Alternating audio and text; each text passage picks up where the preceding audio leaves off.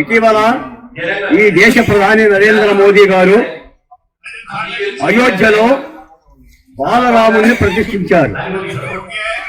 బాలరాముణ్ణి భారతదేశంలో ఉన్న సమాజానికి పరిచయం చేశారు. 500 సంవత్సరాల నాటి పునాదుల్లోకి వెళ్ళి త్రవ్వి వెలుక తీశారు.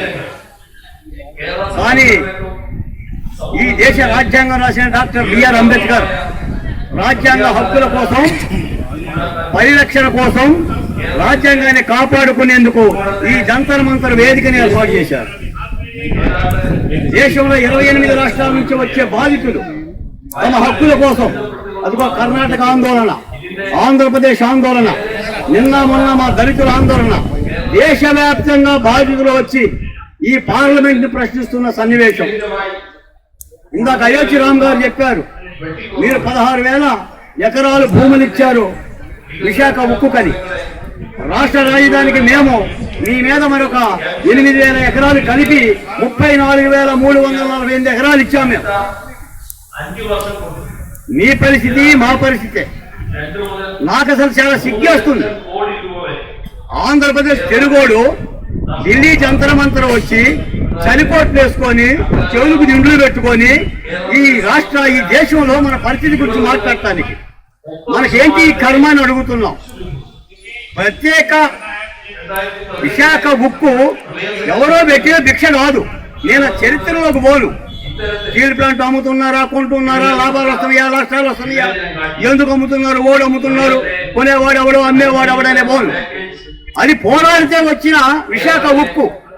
చెన్నేటి విశ్వనాథం గారు, మా గుంటూరు టి అమృతరావు గారు గుంటూరు నుంచి విశాఖపట్నం వచ్చి ఆమరణ ఆర్దీక్ష చేశారు.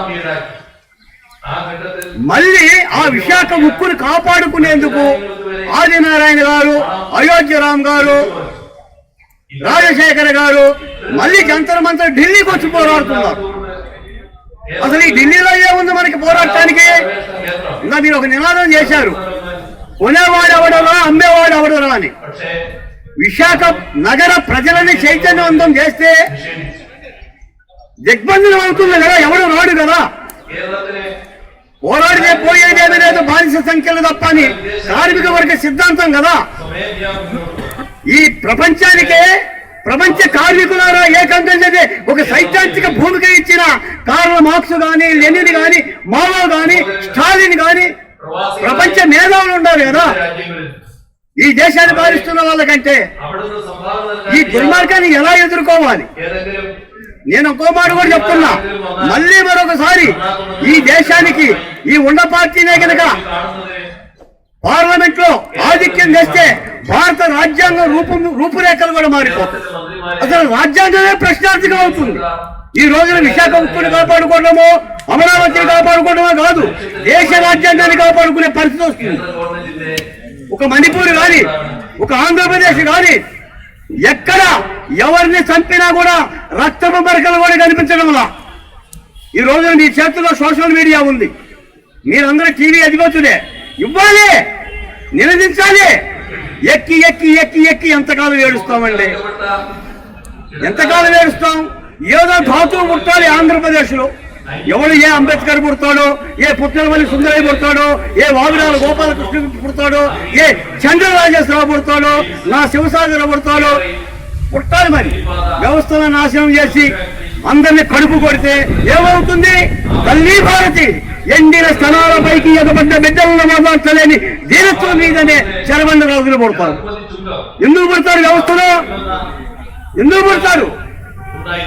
అర్ధరాత్రి పడుపు గచ్చ రాక్షస గతిలో అర్ధ వినీత నేత్రాల భయంకర బాధల పాటల పల్లవి అన్న శ్రీశులు పుడతారు. ఈ దేశానికి ఒక చక్కని చుక్కాని లాంటి రాజ్యాంగం ఇచ్చి 28 రాష్ట్రాలు, భిన్న మతాలు, భిన్న సంస్కృతులు, భిన్న నాగరికతలు కాపాడండి అంటే మీరు ఏదో చేసి దేశాన్ని అమ్మేసి ఎవడో ఆదాని గారుకో మరొకరికో కట్టబెట్టి 1100 రోజులు మీ ఉద్యమ చరిత్ర, 1500 రోజులు అమరావతి ఉద్యమ చరిత్ర. ఇదే ఢిల్లీ గడ్డ మీద మంత్రులు అందరి దగ్గరికి వెళ్ళాం. మీరు వెళ్ళారా లేదా నాకు తెలియదు. ఒక్కొక్క ఎంపీ యొక్క నివాసాలు 5 ఎకరాలు 10 ఎకరాలు. దేశ సంపద అంతా ఢిల్లీలోకి వస్తుంది. తిని తొంగుంటున్నారు, లావులావైపోతున్నారు. ఇది పరిస్థితి. విశాఖ ఉక్కును కాపాడుకోవటానికి ఒక కొత్త జీవధాతువుతో ఉద్యమం చేయాలి. రక్తకణాలు శరీరంలో ఉన్నాయి కదా నిన్న చెప్పారు. మీ కాన్స్టిట్యూషన్ క్లబ్ లో మన మీటింగ్. కాన్స్టిట్యూషన్ క్లబ్ అంటే రాజ్యాంగం క్లబ్. ఈ రోజున సహజ వనరులను దోచుకోవటమే కాదు దేశం. కాబట్టి సహజ సిద్ధమైన రక్త మాంసాలతో పుట్టాం కాబట్టి తల్లి గర్భం నుంచి పేగులేసుకొని అందరం పుట్టాం. ఈ దేశ ప్రధాని అలాగనే పుట్టాడు, విశాఖ ఉక్కు కార్మికుడు అలాగనే పుట్టాడు. ఎవడో బంగారు సంచాలతో ఎవడో పుట్టలా తల్లి గర్భం నుంచి. దేశాన్ని రక్షించుకోవాల్సిన బాధ్యత కూడా మన మీద ఉంది. ఏ రాజకీయ పార్టీ అయినా సరే కొంతకాలమే మనుగడ ఉంటుంది. ఓడల బళ్ళు ఓడలు అవుతాయి.